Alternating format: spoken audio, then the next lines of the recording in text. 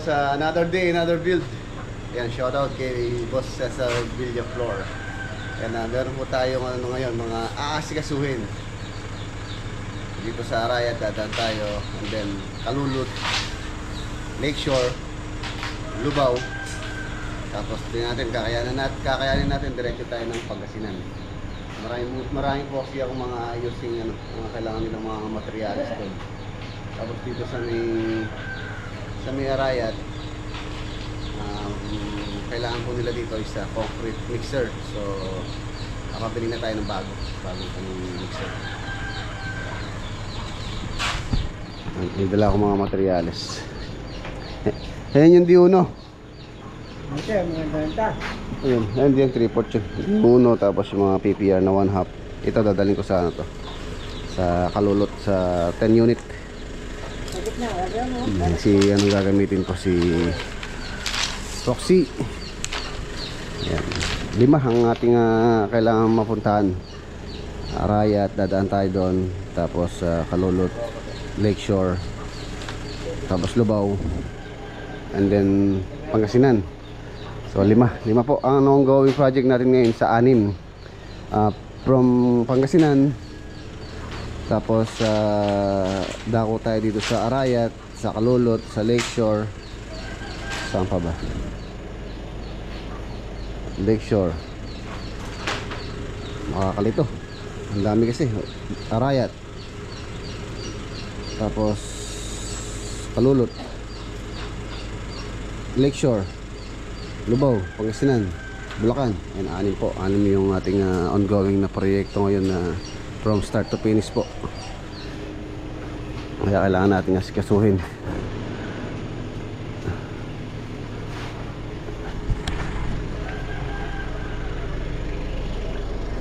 Sige. Bang naman yun.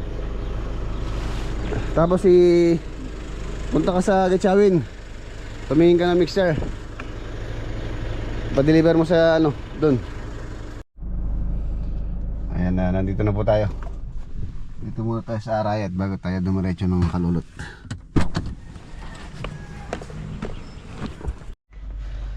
Check mo muna yung kanilang dito. Dito pa lang naman tayo mga boss. Foundation plan. So yung ginagawa nila ngayon yung pong tie beam. Ayan, nagka-tie beam, ongoing yung tie beam. So yun yung check natin. Ayan, foundation. Tapos ito yung kanyang pinaka ground floor plan. So bali ano lang po ito, itong isang unit na to, hindi po kasama ito. Bali 1, 2, 3, 4, 4 yung unit po yan. Kasama yung sa owner at kay chef. Ayan boss, ayan po yung mga tie beam. Tie beam po yan. Tapos sa aming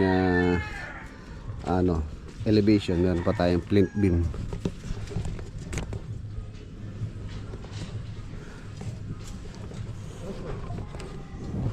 Dumaan ako dito sa nagtitinda ng mixer dito sa amin. So may nakita na ako, baka mamaya isibayaw na lang yung pukuan nung mixer. Ayun ako. So yun lang naman po yung medyo matagal pagka nabuhusan na yan. Tapos CHB na tayo, CHB laying. So mabilis na yan. Ayan, ito na yung mga forma. Ito yung mga forma gagamitin namin dito mga boss, sa plastic board, PVC board. Ayan, para mas matagal nating magagamit po yan, para sa malipat pa natin sa mga ibang proyekto. Hindi katulad ng pinulik. Pagka pinulik kasi isa ay 2, 3 beses lang magagamit. Wala na. Ayan, print beam. Ay, kaya tie beam.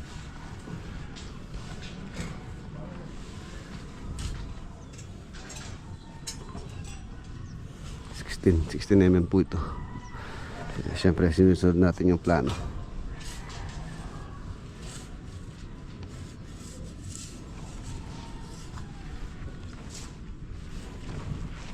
Para mabilis sila pagka nagbuhos.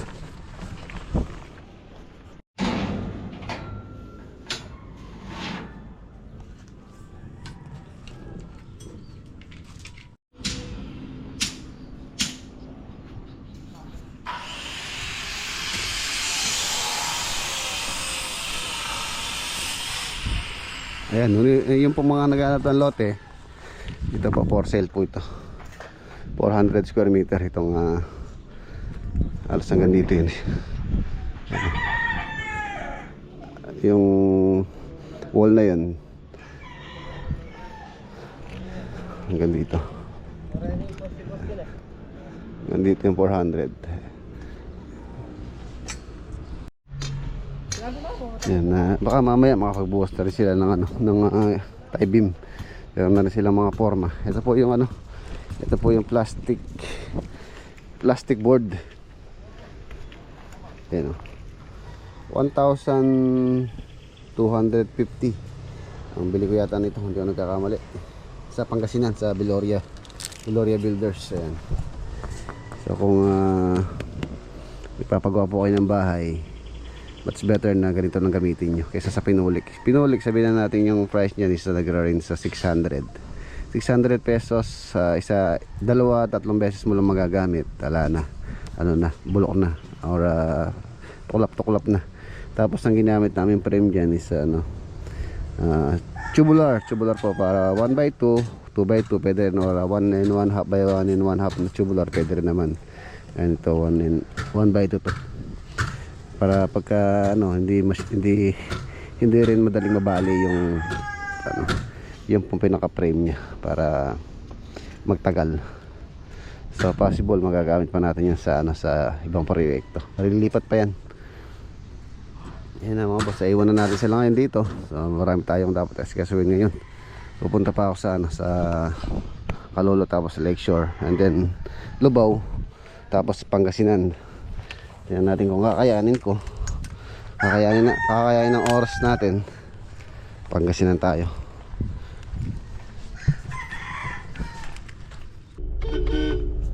Ayan mga boss, nandito na tayo.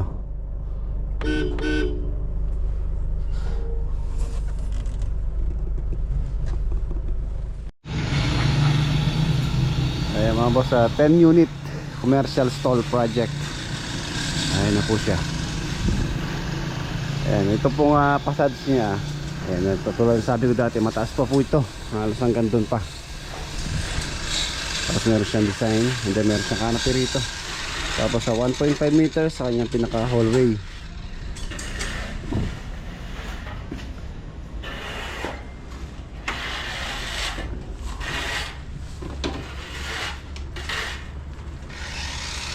One, 2, 3, 4, 5, 6. So alas na kompleto na po yung roof beam nitong pang 6 unit. 1, 2, 3, 4, apat na lang. Pwede na tayong maglagay ng roof, bubong, and then finishing na, plastering.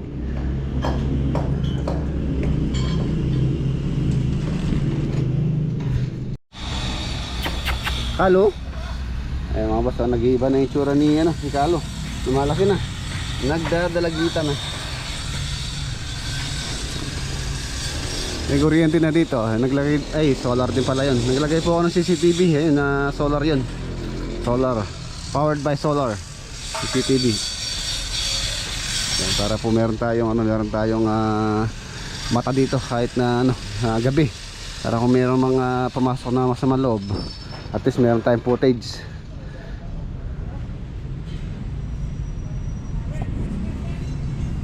May footage tayo. Ayun na pala yung tarpaulin namin, naka-display na, sa kalsada.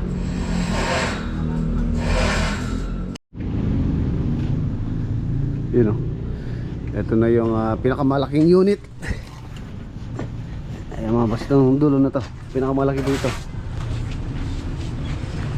Yung frontage niya, alas 5 meters yata to.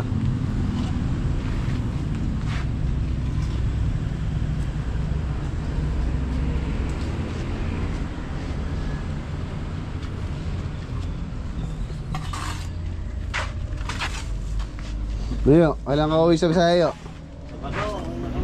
Sabado. Hala pa, di pa aprobado yung passport nyo, hindi pa kayo makakauwi. Uwi nyo, no? Yun, no? Ano ulang nita? Yan, pritong galunggong. Pritong galunggong, tsaka Pakbet. pinakbet. Itong kay Mang Sani, ano mo yung Mang Sani? Isa daw sa luya tsaka Tinola. Tinola lang, di mo alam. Ang gilis sa ano. Dito sa luya at sibuyas. Sibuyas, walang bawang. Meron. Ano meron? Di papaya. Tapos may sinampalukan pa. Kasi ng palokan pa. Ang dami ah. Baka mamaya, hindi naman ulam yan. Hindi, ulam ito. Ha? Ulam. Tapos lagyan mo ng gata. Tapos lagyan mo ng dahon ng ano, sili. Sarap dahon ng sili. Oo, masarap ang dami. Ayun mga boss, may bagyo. Medyo masama yung panahon. Mas tungit yung lagay ng panahon. Masani walang ano. Walang bagyo ngayon. Meron si ano. Sino? Anong pangalan? Parta? Barbanya yata. Barbenya. Oo, Barbanya. Wala naman yata dito. Sentro yata, Bisaya eh. Puerto Princesa yan. Bisaya. Mamaya, liparan na naman yung babong ni ano. Ni Tata at saka ni Tito Roger. Nagawa na ba yung babong mo? Ay, ni Tito Roger? Hindi pa nagawa. Patay. Nadala ka ng yero dyan, no? Nadala ka ng yero. Maraming yero dyan. Punta na po tayo sa ano, sa Lakeshore muna tayo. Siguro after lunch tayo lumakad papunta naman sa Lubao. And then Lubao, from Lubao siguro around 3 diretso naman tayo ng Pangasinan. So baka doon na tayo mag-overnight sa Pangasinan. Mostly ganun ang magiging setup natin. Lubao, sino nakakalam ng damit mo doon? Oh, Bueno, si pare natin. kasi tanong ko sa kanya. Oh, pang maintenance. Thank you very much. Ayos na yan. Kami nang bala sa magdalaang dito. Huwag na naka mamaya, lasing ka, walang bantay. Maintenance. Oh, let's go. Ayun na, nandito na tayo. Dito po sa Lakeshore. Bale dito mga boss, nakapagbuhos na sila ng puting. Nakapagbuhos na sila ng ilang poste. So silipin natin. Ayun o. Okay. Dito na tayo sa Lakeshore Project.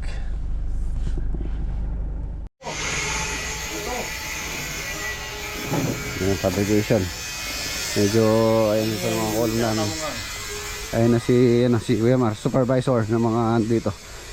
Ano boss? Ayun o, yes. Buhos na pala sila ng ano. Ayan boss. Tapos meron na rin yan. Meron na rin staka para sa forma. Ay aangat na po namin to. Tapos ano, tie beam. Ito hindi pa nabuhusan to.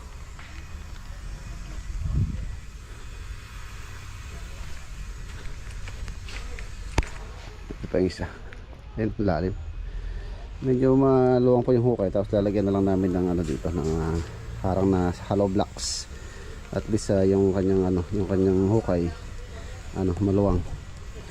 Tapos yung spacer, ayun, concrete spacer para hindi nakapatong sa gravel bedding. Para meron siyang concrete cover. Ganon din dito sa mga hukay dito. Ayun, nalalim.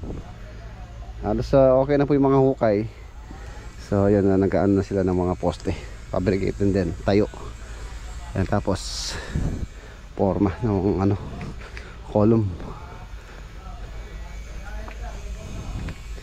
Yan, medyo lumilintik-lintik. Maambon. Yan tayong bagyo pero hindi naman dito sentro sa ano, Pampanga. Dato na naman kayo siguro Pink Chris. Yan, ito po yung mga columns schedule natin. Tapos ito yung mga size nya, 40 by 20. Tapos meron tayong concrete cover na 4cm, 4cm.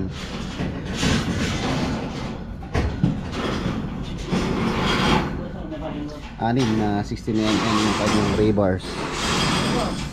Tapos yan yung typical footing section. So yung sinusunod natin ano, plano. Ayun na po yung mga poste. 40 by 20 yung size niya.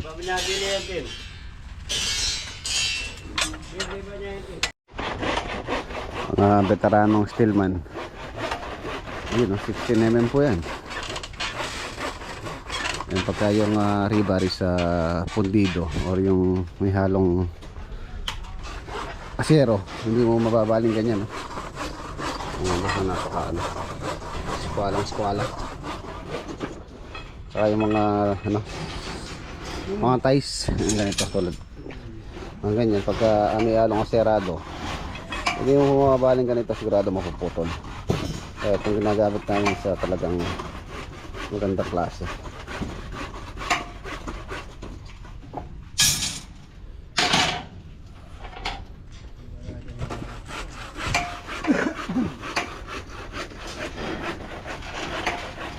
Saka yung aming benderan sa bearing po yan, bearing. Maraming project na tinapos niyan.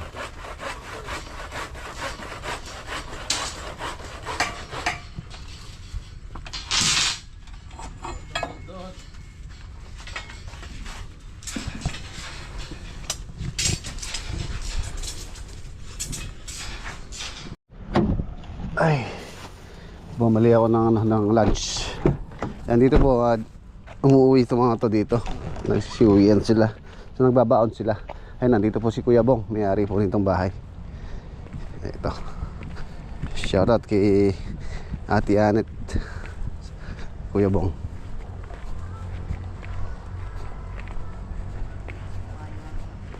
Break, break, break.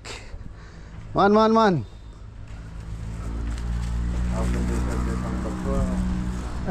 Oo. Ya kuya. Maya si o ngayon yung kumpanyang Dyson. Tawag ba yung Dyson? English company siya. Dami manok ah. Singapore. Ano yung ginawa yan? Ha? Ay, yung pinadugo no? Nadugo. Shoutout kay Kuya Bong.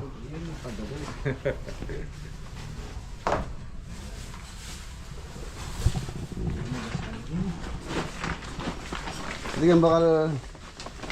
Ayun pala, karakal oh. Ang ulam may kampanya. Ay mga boss, ayaw na po natin sila. Nandito si Kuya Bong, yung pong owner. Tapos nag-iya siya mag-lunch dito sa may ano dito, sa may Petron dito sa may Lex. So ayun, thank you po Kuya Bong. The next day. Ayan, yun na nga mga boss, kahapon po biglang sumama yung pakiramdam ko pagkatapos naming mag-lunch sila Kuya Bong tsaka ni Kuya Mar. So papunta sana ako ng Lubao. Hindi ko po kaya yung mag-drive. So minarapat kong umuwi na po kapon, nagpahinga. So ngayon mga boss, ano na to, kinabukasan na. Papunta po tayo ngayon sa sa Pangasinan muna po tayo. Yung mga kailangan nila sa Lubao, binili ko na lang muna kay Bayaw. Kailangan po kasi magpunta rito sa Pangasinan. Marami po akong kailangan na ayusin dito. Mga dapat bilhin ng mga materyales. So medyo hindi po tayo nakapunta dito nung last week. So update po tayo dito sa Pangasinan project. Tapos may dadaanan pala kami ni architect dito sa Cabiao. Yan, Cabiao po yung daan natin.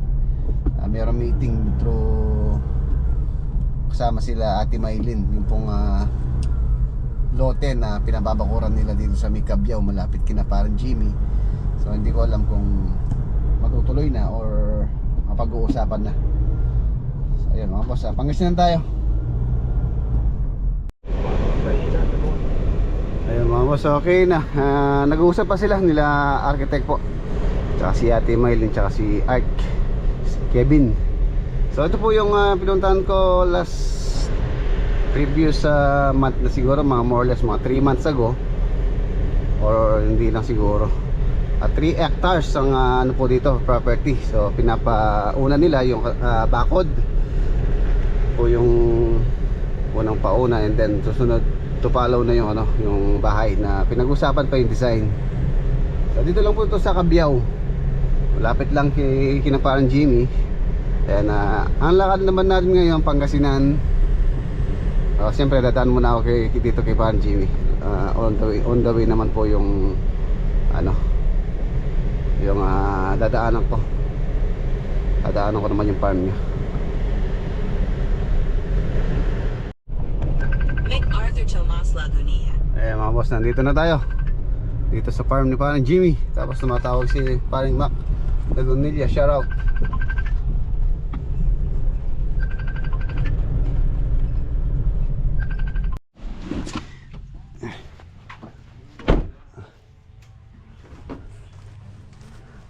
Pare. Alin? Tanghali, boss. Nung tanghali din po. Musta yung ano natin? Ayos na. Harvest natin. Okay naman. Ayos naman pare. Naka 600. Okay. Kaya pala nagtira ako, dadaan ka dito. Oo, eh, alam na dadaan ako eh, di ba? Alam ko pare, paborito mo yan. Tama, favorite mga boss, oh. Pesang dalag, oh. Dito lang tayo mananahalian. Pesang dalag. Okay tayo. Okay mga boss, palis na po tayo. Nag-lunch lang tayo dito. Ayan si Black Shadow, oh. Paring Black. Dito po siya. Meron po siyang kinuha.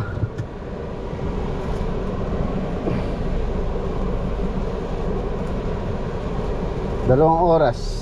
Baka Pangasinan tayo. So anong oras na ba? Mag-aalas 2 na. Possible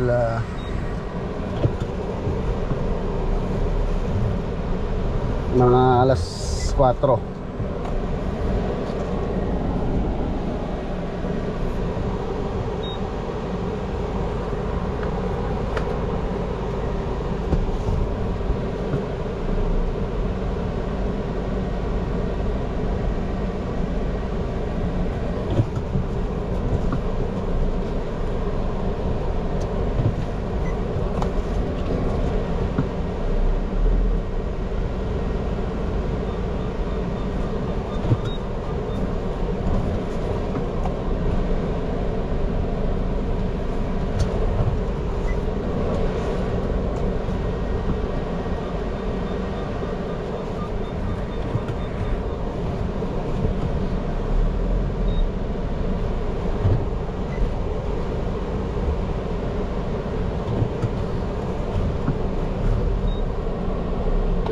Pare.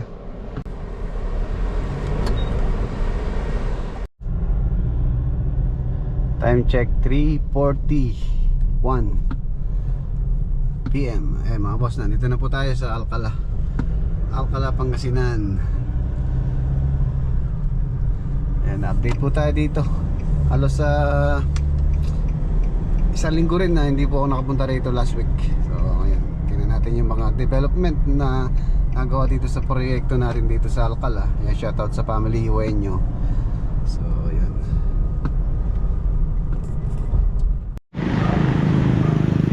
Ayan mga boss, medyo ginabi na tayo. Meron tayong mga kausap kanina, yung sina madam, tatlo sila. Nag-apply po sila ng ng apprentice, mga graduate, bagong graduate na architect. So babalik na lang daw sila bukas. Mga boss, update po tayo dito sa proyekto. Ayun na siya. Ayun, ang ganda-ganda na.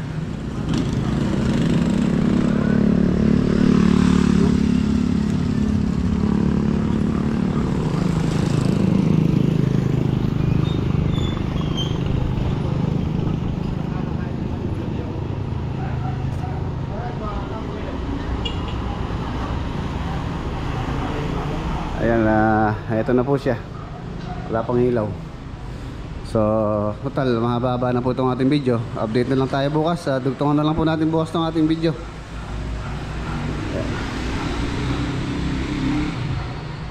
Okay.